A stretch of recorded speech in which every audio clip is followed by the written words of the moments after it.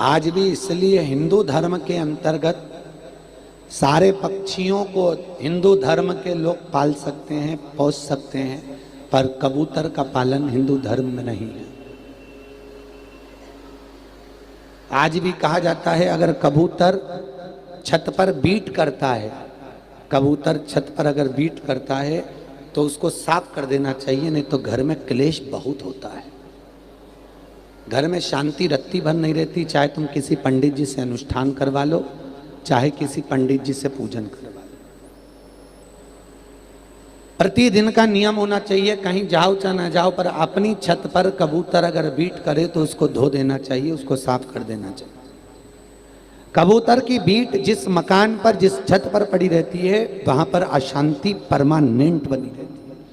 वहां पर एक गिलास पड़ा है तो उसके पीछे विवाद हो जाता है, बेडशीट बेकार हो गई उस पर विवाद हो गया, पानी गिर गया उस पर विवाद हो जाए, पति पत्नी, सास ससुर, बेटा बहू, सबका मुंह फूला रहता है, सबको क्रोध बना रहता है, सबकी चिड़चिड़ प्रवृत्ति रहती है। अगर छत पर कबूतर की बीट पड़ी है तो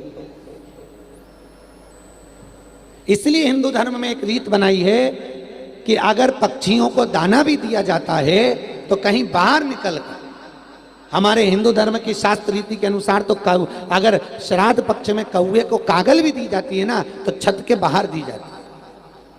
कहीं एकांत में जाकर कागल दीजिए, छत के ऊपर कौवे को कागल भी नहीं देते।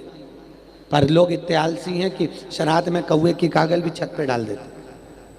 और छत पे अगर कौवे की कागल पड़ी हुई है और कौवे ने अगर एक रोटी का टुकड़ा भी जब तक वहाँ पर छोड़ रखा है वो नहीं जाता, तब तक घर की बहू घर में श्राद्ध में भोजन नहीं कर सकती है। श्राद्ध पक्ष के अगर आपने गरुड़ पुराण सुनी हो तो उसमें रीत बताइए, तो उसके घर में अगर पितृदोष बना रहता है।